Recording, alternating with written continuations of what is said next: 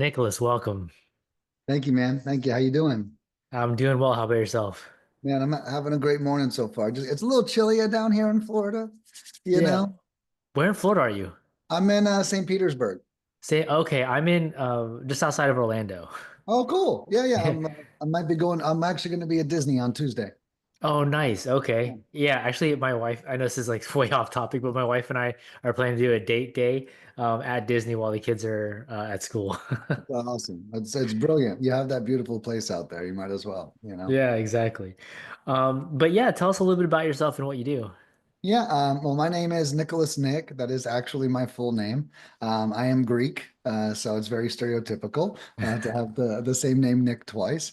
And Yeah, what I do now is I own this lead generation company, and we are basically a white glove turnkey experience, right? What does turnkey mean? We'll start there. Well, we do everything from start to finish for you. We can pull a list in any market. We can skip trace that list for phone numbers. We cold call that list for you, and I offer American or foreign callers, so my clients get to choose whichever one they want. And then we also text message that list, and I offer that all in one package, um, almost like a recipe, if you will. All the ingredients are there. You don't have to do anything. I send you all of the yes leads, and then my clients follow up with them as well. That's so interesting. So you're doing all the stuff that I'd never liked doing, like lead gen, and then once you find someone who either says yes, I'm interested, or says no, but shows some type of interest, like it's answering enough questions, you send them off to basically the next level, which is like the acquisition manager, the nurturer, right? Yeah, that's exactly right. And then we send it over to the client. And then one thing that's really unique about us as well is I offer free courses online, completely free. Like Mhm. anyone watching could go get them right now off my website without paying me a dime. And I literally tell all of my clients exactly what to say and exactly what to do to all the leads. We've been in business for 8 years. So I've Mhm. been meeting with clients um, 5 times a day for 8 years, right? And so over that time, I don't want, and one thing a lot of them do is they'll hire us. They don't necessarily know the way. Mhm. They'll get a lot of leads, but they Right. don't really handle them right. A cold calling lead is special. Mhm. It has to be worked. And Yeah. so my system is an effortless way to work those leads. So it doesn't feel like it's a lot of work, but you're still hitting all the marks. So not only do I provide the leads, but I provide scripts, processes, and a flow chart that all cut for free that all customers can follow to then convert those leads as well. Okay. Man, that is interesting because when I first got started and I had to call, I hired a caller and I don't think they helped me with any of the list pulls or anything. So I was kind of pulling different lists and all that. But then it got to a point where I wasn't nurturing these leads as much as I should have been.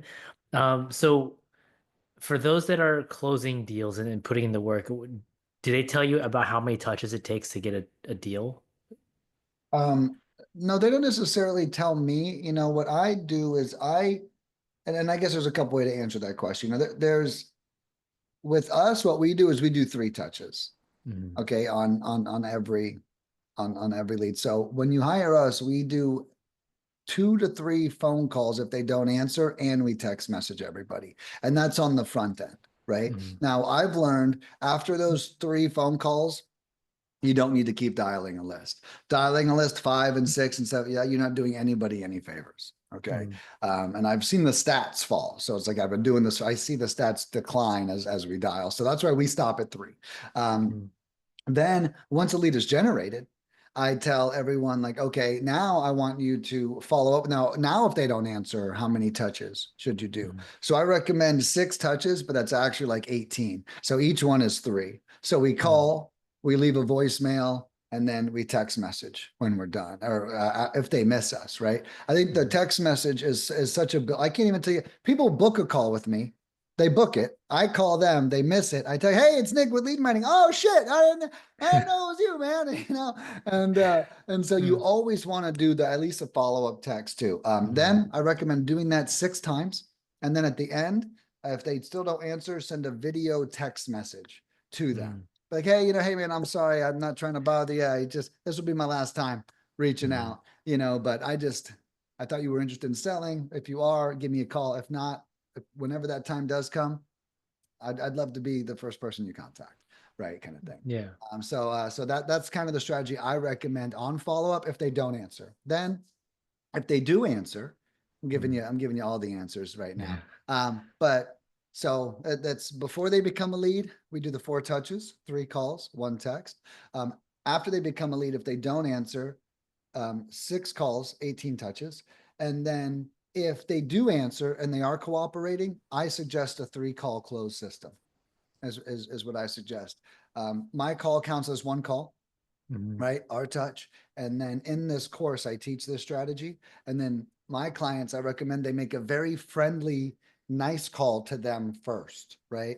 We're Mm. checking their temperature. We got good energy. We're like trying to vibe with them. Like we're trying to make a friend. You know what I mean? Right. We're not Mm. trying to steal someone's property. We're Right. trying to make a friend. And then on the third call, making the offer is kind of what I teach. So those are my 3 follow-up answers. Gotcha. Okay, so then, I mean, you've been doing this for 8 years. What were you doing before this?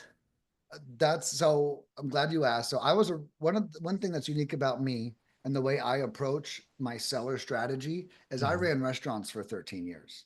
So I don't like my course is not like any course you've ever seen. My course is to get the seller to fall in love with you, is to Mm. provide them such great service and for them for them to see that you have integrity, that you have compassion, and that you care about them, right? If Mm. a seller sees those 3 things, you're going to get a great price on the property. So what I teach is like to get your sellers to fall in love with you, which makes sense because as a restaurant manager, I need all of my customers to fall in love with me, right? Mm. Is really what I need. So I kind of apply my past life principles to that. After I was a restaurant manager, I left that because I was looking around and I really was like the best in the company. Mm. And, when you're the best, sometimes you're like, do I even belong here anymore? Right. I mean, I'm like running circles around these guys. Like half these guys don't even know how to use a computer, you know? And it's like, Mm. I'm like the whiz on the computer. I'm the whiz with the employees. I'm the whiz with the systems. And I'm like, I think I'm outgrowing this place. And I was right. I ended up getting a job soon after that. Have you ever for a coaching company? I didn't even know what this was.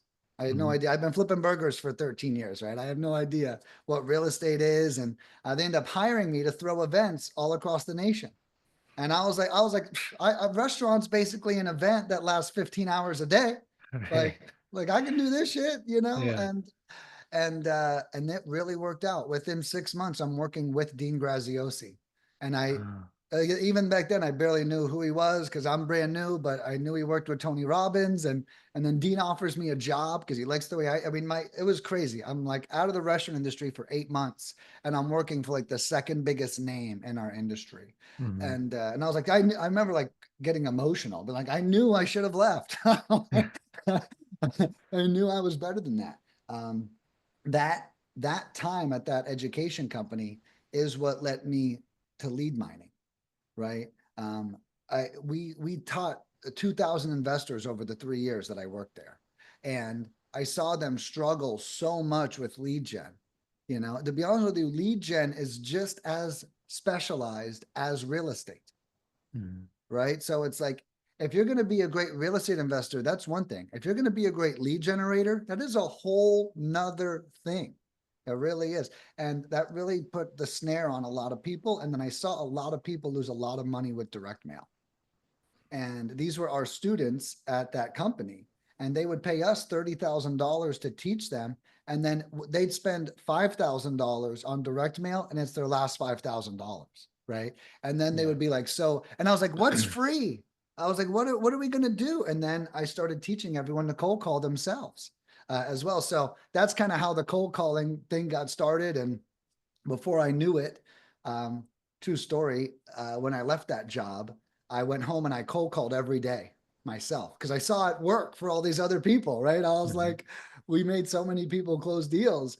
And so I went home and I started cold calling, and I went live on Facebook every day. And when I did that, after 2 months, people started calling me, asking me if they could hire me. And that wasn't even my goal. And, here I am eight Right. years later with this huge business. So that's so interesting because you were in a completely different industry and then you moved into, was it mastermind.com or was it something else? It was called a Clever Investor, which some Clever people Investor. may have Okay. heard of. Yeah. Okay. And yeah, is that the same as Clever Summit? The same thing? Yeah, that's right. Yeah, I Okay. worked for, yeah, his name is Cody Sperber. Yeah, I worked Yes. for him. Yeah, he was awesome. Yeah. And then it just kind of seems like the natural progression was pointed in this direction. You didn't really have to go out and find anything, search for any answers. It just kind of Yeah, it happened. literally landed on me, and I'll never forget when it was building. I remember I was working 5 hours a week, making $1,500 a week. And I've never made so much and worked so little. Like I've been a restaurant manager, right? I was Right. Yeah. making like I used to work 70 hours a week for $700 a week, right? So it was like Hmm. now I'm like, what the fuck is going on? And I remember I called my mom and my dad and I said, guys, I can feel something changing. I'm working very little. I'm making a lot of money, and I was right, and it just kept growing. And now lead mining, we do about $30,000 a week in sales as we speak. We did 1.6 million in sales last year, so it was like totally life changing experience. But you're exactly right. It just unfolded as time went on. Yeah, it's so interesting. So what made you decide to go live and record your go live with those cold calls? So when I worked for that education company, Hmm. um, they they I asked them if I could work from home. And I told them a part of my offer was like, let me work from home. You can cut my pay, and I'll go home and I'll cold call every day inside of our community, right? Like as a Hmm. gift to the students, right? Right. Like I'll show them how easy it is, right? Hmm. And he was like, hell yeah, that's such a great idea. Da, da, da. And then it was really like a lot of this is really thanks to him, for Hmm. saying yes to that. And I mean, it was a mutual benefit. But people sort of go, hey, I don't have time. Could I pay you? I don't have time. Could I pay you? I was like, yeah, of course. And to this day, our prices have only gone up 10% since 8 years ago. That's it. They've gone up once for 10%. Um, and yeah, it's been pretty cool ever since. Yeah. So I guess another thing is that you had an idea and you were brave enough to just put it out there. Can I do this? And then you also offered something to benefit the company as well. Right. Yeah.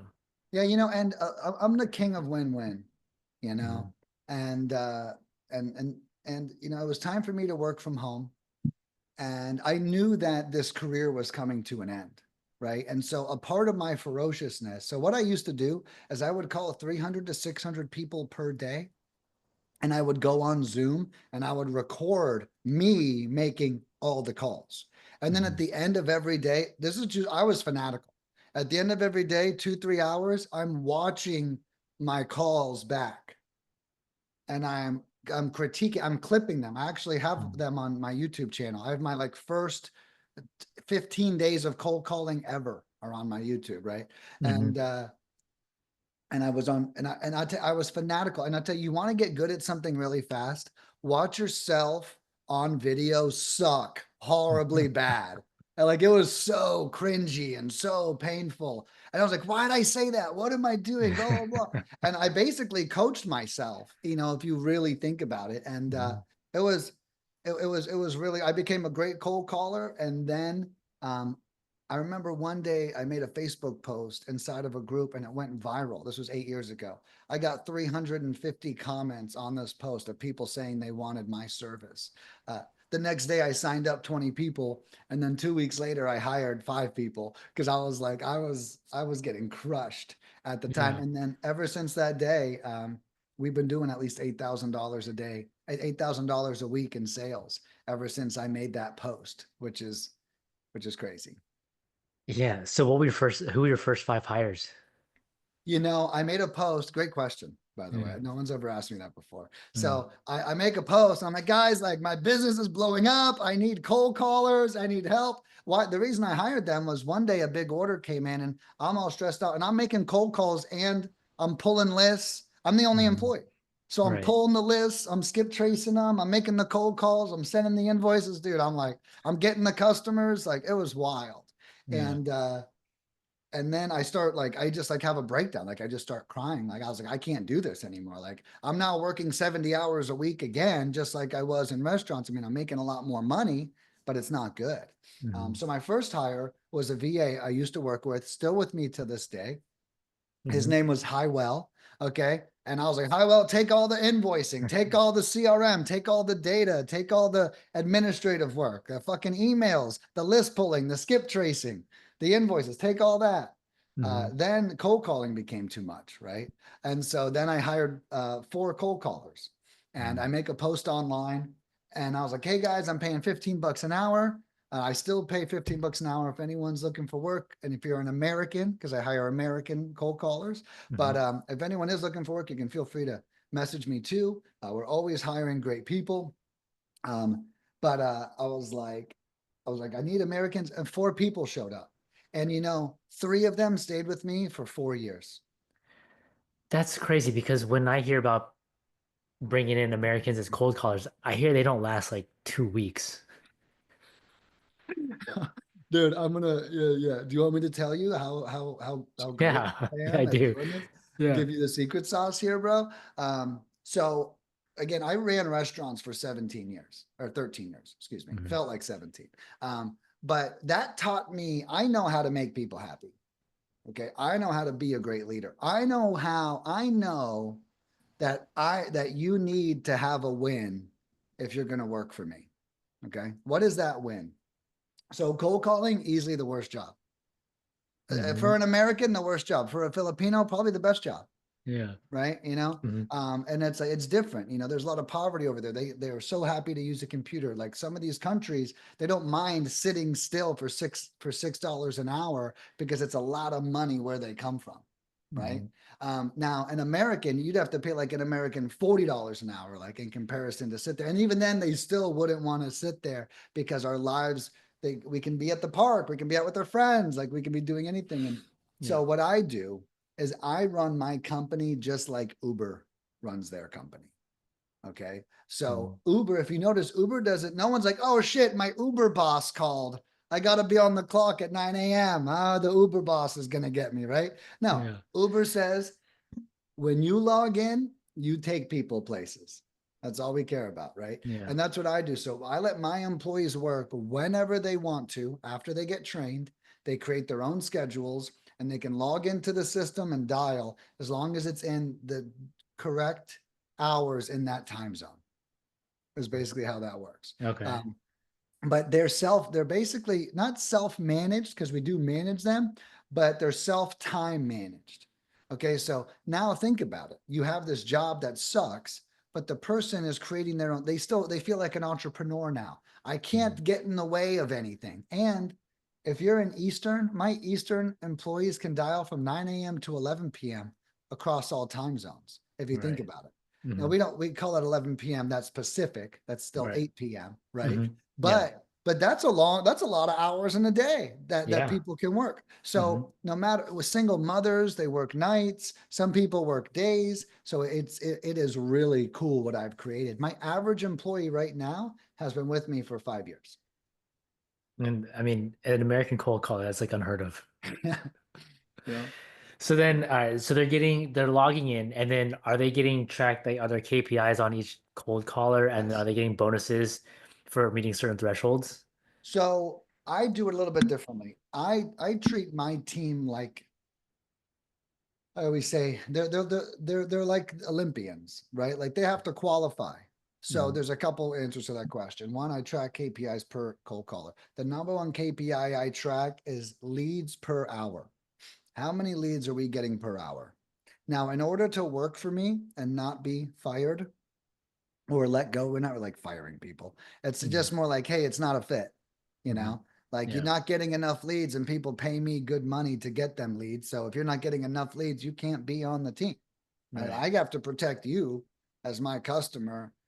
Someone has to. I'm like almost like if you're building something, they got to get permitting, right? The Right. permitter comes in to make sure that the quality is right, and that's like my job. Yeah. I'm like quality assurance. So Yeah. leads per hour governs that. So no one works for me that's below one lead per 2 hours, which is good. So that means that they're averaging a lead in every that's roughly 300 dials. Okay. Now Hmm. that's worst case scenario, right? Yeah. Which is great. And that's still great numbers. I bet most people watching are like, I'm not getting a lead in 300 dials, you know? Yeah. Well, that's their minimum in order to work for me. So then, um, as they get better, they're eligible for raises, but I do not bonus as they get better. I only give them raises. I do bonus them. Remember, I told them they can create their own schedule. Hmm. So I do bonus them based off how many hours they worked. Okay. So I'm like, hey, just like Uber does sometimes, hey, if you're on the clock for 40 hours picking people up, we're going to give you a $200 bonus. And that's because they got so many people trying to pay them and not enough drivers. So they Right. do that. And then so I kind of do that too. It's like if I have a lot of clients, I'll increase the bonus for the week. And I'm like, hey guys, let's get in there and knock it out. So I kind of incentivize them like that. But not through performance, because my fear is that if I tip them off of leads or commission them off of leads, they might start sending over really shitty leads, Yeah. right? And Hmm. I don't want that to happen. But Right. yeah, so instead I just do it by hours and I keep the minimum. I make sure we uphold the minimum standard or we're better. Okay. Yeah, that's good because one of the things that I had trouble with was we're expecting a certain number of leads for a day, and then they're sending over like people that don't want to sell. Like I call them up and they say, "Yeah, I said I was not interested," Right? and those things. Okay. Yeah, that's right. Very interesting. So then, what is the training period like for one of your cold callers? Yeah, it's about 4 days, maybe. You know, it's really not too long. Um, Yeah. maybe Okay. like an hour a day. Go ahead. Oh no, I was just saying. Okay. Yeah, Yeah. yeah. Oh, you know, it might be in the beginning. We have an or first. What I do is, on my free courses I brought up earlier on my website, I have a course for cold calling training, for example. Okay, so Mhm. that is one of my free courses. So I have all my employees watch that too. So I use that exact course in my courses to train my staff. So first, if they want the job, here's the course. Here you go. Watch the course. Let me know. Mhm. After they watch the course, what I then do is I put them on with my trainer. She then gives them an orientation, shows them how to work the software, and then she takes 30 minutes of calls herself and they watch her. Okay. Yeah. Then after they watch her, she works with them for 2 hours for them to do it. And she's watching them the whole time on a Zoom call.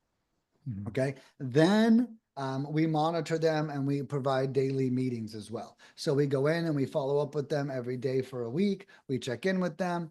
We jump on Zoom calls for about 40 minutes a day with them to make sure that they're sharpened.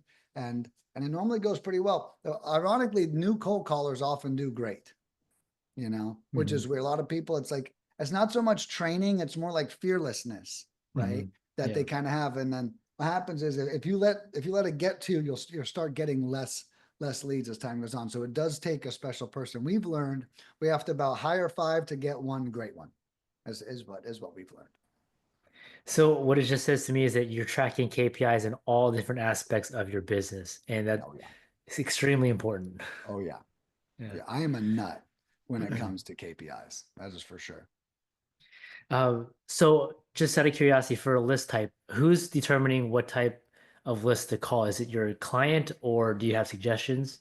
Yeah, so what I tell all clients, there's really only two lists when you're cold calling, right? If Mhm. we're just going to be honest. I mean, I know that you can, and there's a bunch of other lists out there, but from me that I can provide, I recommend two lists. One is an absentee owner list. It's Mhm. a bread and butter list. They're always big lists, which is great. Mhm. And there are people that own a home they don't live in, which is normally one of the hardest part. If you call someone who lives in the home, like, well, where am I going to go? Right? It's like Yeah. it's a lot for them to think about. Um, so first is the um, absentee list. Then the other list I call a distress list. Now, if you hire us and you say distress list, my team is already going to know that you want three lists combined. So we pull pre-foreclosure, vacant, and tax delinquent, and we make all those one list. Now, those not stacked.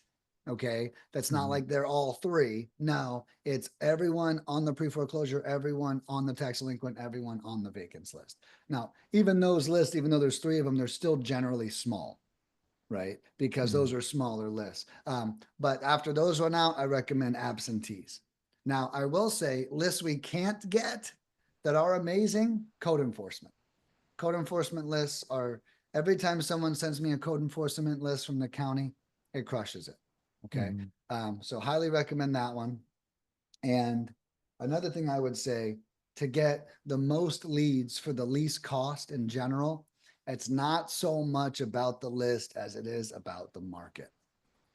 Okay. If Hmm. your market is super saturated, there's no good list that's going to be untouched, right? If you're in Miami, Dallas, Houston, Phoenix, Atlanta, Chicago, Southern California, there's no silver bullet list that you can find, right? Hmm. But if you pick a better market, the more suburban the market, the more leads you're going to get. The less touristy the market, the less leads you're going to get. I'll just touch on that real quick. Yeah. What we often forget is what tourist attraction brings. I'll give you an example. Miami has 500,000 population. The tourist attraction in Miami is 27 million a year. That's like 2.5 million people a month go to Miami. Five Mhm. times the city size Right. visits Miami every month. So if you think about that, the competition there, because rich people come in from out of town and they go, hey, we should buy a property over here. This place gorgeous down here, right? So it's like Yeah. and so now you got 2.5 million of those guys Hmm. coming in. And I also looked up Miami. They're the fifth richest city in the world, not Wow. just in the United States. So, we have to think about sometimes, like when we're in our market, there's nothing wrong with those markets, but if you have a minor league budget and you're in a major league market, it is going to wear you out, right? Eventually. So Hmm. I recommend being wise on the markets and picking. I always joke and I say, you want to pick a place nobody ever wants to visit. That's where you want to invest, because you're going to Yeah. get the most leads for the least cost, because no one else is thinking about doing leads there either. Right. Yeah, that was one of the things I had trouble with was I got more options or more leads in the smaller markets than something like a Dallas, where I wasn't good enough. Yeah, well, dude, Dallas is with even the markets I named earlier are the six hottest markets in America. Yeah. And take it from a lead generator, because people hire me to go, and I warn them. I'll be like, "Hey, we can go, but I don't know if I would." Now, I do in saturated markets. I do offer. That's where the foreign callers come in, right? Hmm. So the perk of using someone like me is I have Americans, foreigners, and texting. So if you're like, "This is where I'm at," I'll tell you exactly what to buy for your market. But a rule of thumb is foreign callers, more saturated markets, American callers, more suburban markets. And, Gotcha. and texting works pretty much everywhere. Are you just doing residential or do you do like self-storage, RV parks, mobile home parks, those as well? We can call anything. The downside of self-storage and mobile home parks is I cannot get lists for those. I Mm. mean, if you could get a list, we can absolutely call it. There's no doubt about that. I can scrape businesses off of Google, Hmm. but that doesn't mean you're going to get the owner, right? That just Right. means you're probably going to get the business phone number. But Yeah. yeah, we can call on anything. Hmm. But can I provide a list for it? Is the question. Gotcha. Okay. And then so what's the minimum you have typically for clients? Like is there a certain like number of hours, certain number of records that you uh require that your clients buy? No, honestly, one of the coolest things, and if I can screen share real quick, I could even show you. Yeah. But one of the coolest things about my service is we're no contracts, no commitments, no setup fees, and everything I offer is in four different sizes. Okay, Mm. so this is a package for land. We do a lot of land. Um, Packages start at 565. We do it all. We pull the list, we get the numbers. This is American cold callers and text messaging. Mm-hmm. Okay. Um, then down here, this is text messaging only. Where we pull the list, we skip trace it, and we just do text messaging as well. Hmm. Um, then down here is some of our foreign packages, and like everything is a single individual package. There's no contracts, no commitments, or anything like that. So you pay the 1,400 if you're happy and you want more. You come back and you pay it again. I don't bill your card every month. Hmm. And then these are the foreign packages. They're more expensive, but they're way bigger. So you get like 3,200 records, 5,000 dials, and 2,500 text messages. One thing about that I offer that we haven't chatted about yet is every client gets invited to a one-on-one call with me, and they can actually go over. I actually cover the campaign with them, and I tell them my professional opinion. I help them close deals if they have leads. I help them pick better markets if they don't have leads, and then I do all that. And then I also offer. This is for houses, but if you see, everything's in 4 different sizes, so we're like really budget friendly, Mhm. right? As we go. So if you're like, I only have $200, hey, well, why don't you try this one out? Then keep $60 in your pocket, and let's kind of see how this works. But yeah, so that's kind of how the pricing works. That's so interesting that you mentioned land. I did Yeah. land flipping for a little bit, and Oh, it's cool. great. It's a great thing, right? It's not many people are doing it. Yeah. But yeah, the mailers get expensive.